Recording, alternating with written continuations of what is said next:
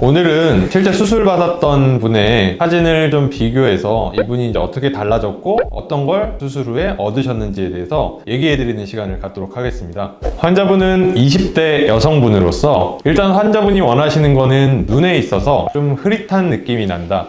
또한 이제 쌍꺼풀이 제대로 접히지가 않기 때문에 원래는 뭐 쌍꺼풀 테이프를 쓰셨는데 제대로 유지가 되지 않고 뭐 겹주름이 생기고 좀 또렷하지 않다 이런 거에 대한 이제 불만이 있으셨던 분이셨고요. 원하시는 건 하나의 이제 또렷한 쌍꺼풀을 갖고 싶다. 눈 크기에 있어서도 눈뜨는 힘을 개선을 해서 조금 더 또렷하고 큰 눈을 갖고 싶다. 부가적으로는 트임까지 함께 하셔서 눈 크기를 마지막까지도 좀 크게 하고 싶다는 게 요청 사항이셨고요. 다른 사항으로는 코에 있어서 매부리가 심하기 때문에 옆면에서의 모양이 예쁘지 않다. 또한 정면에서는 코가 뚱뚱해 보이고 날렵한 느낌이 없다. 여기에 대한 개선점을 요청을 하셨던 분입니다.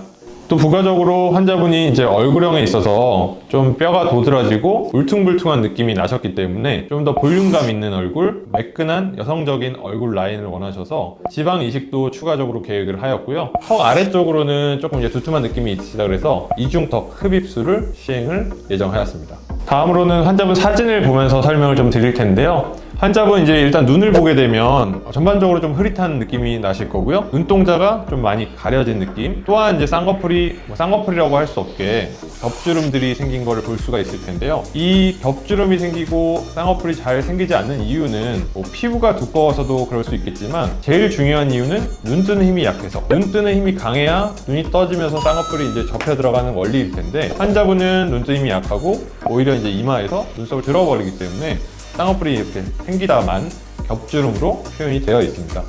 따라서 환자분은 매몰, 비절개로는 조금 힘든 경우가 되겠고요. 절개를 해서 남는 피부도 일부 제거를 하면서 쌍꺼풀이 잘 생길 수 있도록 해주는 방법을 선택을 하였습니다. 또한 뒤쪽을 보면 눈꼬리가 살짝 이제 올라가면서 귀의 아랫부분이 가려져 있기 때문에 비미트임을 통해서 마지막 눈 크기까지도 키워드릴 예정이었습니다. 또한 코를 보시게 되면 전체적으로 뭐 낮다는 느낌은 아닌데 아래쪽을 보면 약간 퉁퉁한 느낌, 좀 복코의 형태를 띠고 있을 텐데요. 옆모습을 보면 이 코끝이 아래쪽으로 좀 눌리면서 이런 날개 연골들이 퍼지기 때문에 실제로 수술할 때는 코끝의 연골을 위쪽으로 좀 뽑아 올려서 높이도 맞추고 정면에서 봤을 때는 조금 더 날렵한 느낌을 내도록 계획을 하였고요. 또한 전체적인 얼굴형을 보면 이런 이제 눈뼈 위쪽으로는 들어간 느낌, 또한 눈 밑에 꺼짐, 팔자의 꺼짐, 옆볼의 꺼짐 등이 이제 느껴지기 때문에 이런 것들을 좀 부드럽게 메꿀 수 있도록 지방 이식을 계획을 하였고요. 옆에서 보면 턱 라인에 지방이 많지는 않지만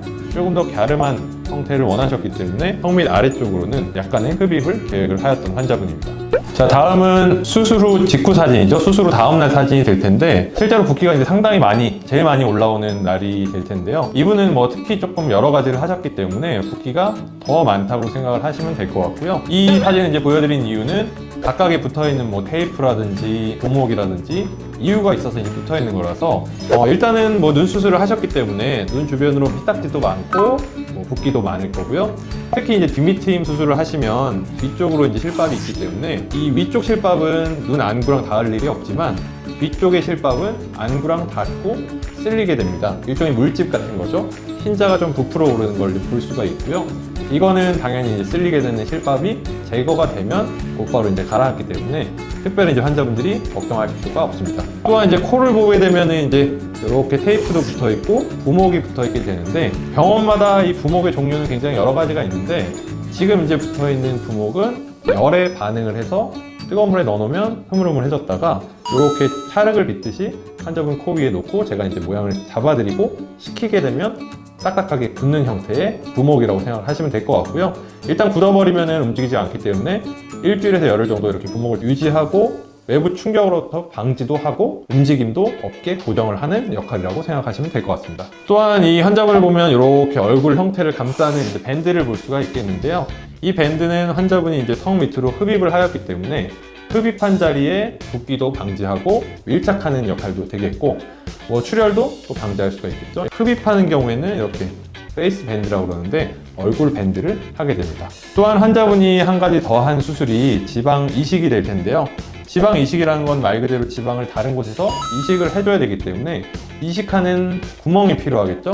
이 구멍이 뭐 절개를 하고 이럴 필요까지는 없겠지만 주사바늘 구멍을 뚫고 하는 거기 때문에 이 주사 바늘 구멍이 잘 아물도록 보험 역할을 하기 위해서 그리고 이제 테이프들 붙어 있는 것들이 보이실 텐데 이런 것들이 한 2, 3일 정도 유지가 되면서 조그만 구멍이라도 흉터가 없게 유지를 해주는 역할이 되겠고요.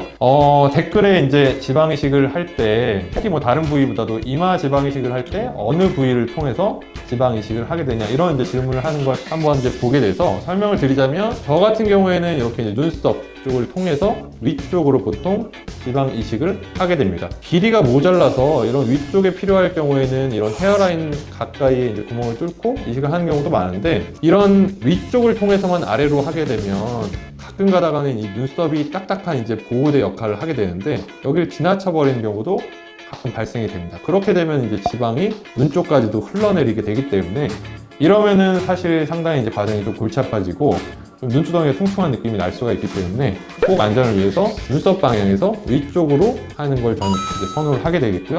최근에는 뭐 대부분의 원장님들이 이런 이제 방법을 선호를 하신다고 생각을 하면 좋을 것 같습니다. 자, 다음은 수술 후 7일째 사진이 되겠는데요. 이미 이제 일주일째 됐기 때문에 부목이라든지 테이핑 같은 거는 다 제거가 된 상태고요. 쌍꺼풀 라인만 봐도 붓기가 상당히 많이 빠진 거를 확인을 할 수가 있습니다. 이렇게 이제 좀 긴 분은 열흘째, 빠른 분은 일주일째 부목이라든지 실밥을 다 제거를 할 텐데요. 실밥과 이런 데 붙어 있는 것들만 제거가 돼도 또 뭐 세안이라든지 메이크업이 가능하기 때문에 어느 정도 일상생활이 이제 가능한 시기가 됐다 이렇게 생각을 하실 수가 있겠고요. 결과만 봐도 어느 정도 윤곽이 보이는 타임이라고 볼 수가 있을 텐데요. 환자분 같은 경우에는 일단 눈 수술을 하셨기 때문에 눈 주변에 붓기는 조금 남아있지만 하루째에 비하면 상당히 많이 빠진 걸 확인을 할 수가 있고요. 하루째에는 붓기가 너무 많기 때문에 이게 눈매 교정을 해서 눈이 커진 건지 뭔지 알 수도 없지만 이미 일주일째만 돼도 훨씬 이제 동공이 선명하게 보이고 라인도 깨끗하게 접히는 걸 확인을 할 수가 있습니다.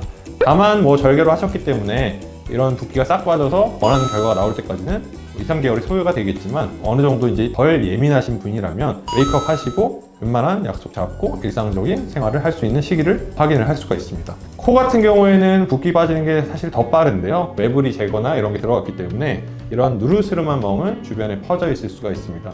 다만 이런 것들은 뭐 메이크업으로 커버가 이제 쉽기 때문에 조금 더 생활하는데 큰 문제는 되지는 않을 걸로 생각이 되고요. 눌리지 않아야 된다든지 강한 운동을 하면 안 된다든지 이런 주의사항은 조금 남아있는 시기이기 때문에 일상적인 생활은 좀 가능하겠지만 강한 운동이나 그런 이제 눌릴 만한 행동은 좀 삼가해야 될 시기라고 생각을 하시면 됩니다.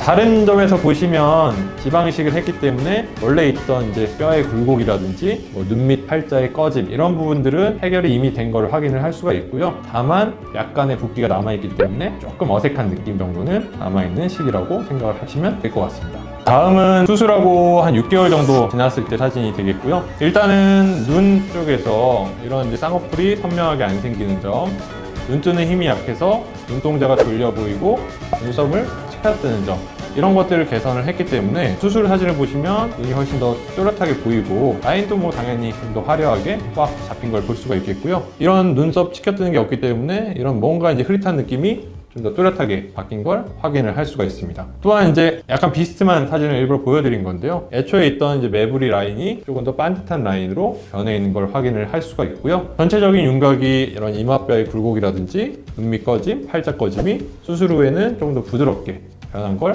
확인을 할 수가 있습니다.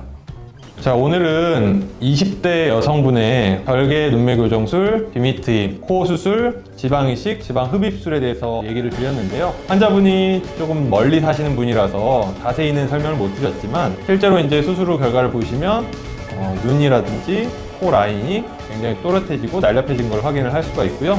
얼굴 윤곽도 지방이식을 통해서 조금 더 부드러워진 걸 확인을 할 수가 있었습니다. 중간 과정에 궁금하신 사항들을 자세하게 설명을 드렸기 때문에 수술을 계획하시는 분들이라면 중간 과정이라든지 치료 과정 이런 거를 좀 참고할 수 있는 영상이었으면 좋겠습니다. 감사합니다.